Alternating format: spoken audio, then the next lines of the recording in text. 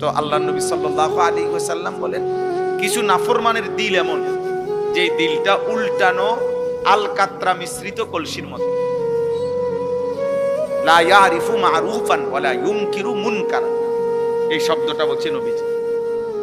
ওই দিল এত নাফরমান, এত বদনসিব, কোন নেক কাজই তার কাছে নেক কাজ মনে হয় না,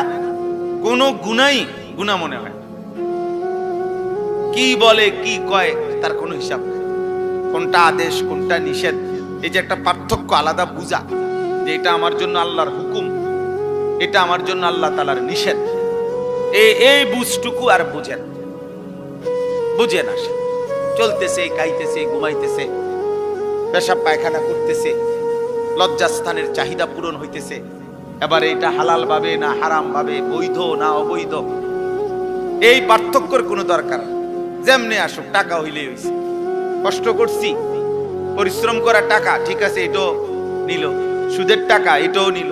কিস্তির টাকা এটাও নিল, মিছা কথা কইও কদ্দুর নিছে, ওজনে কম দিয়েও কতটুকু নিছে, সব মিলাইয়া 10 লাখ।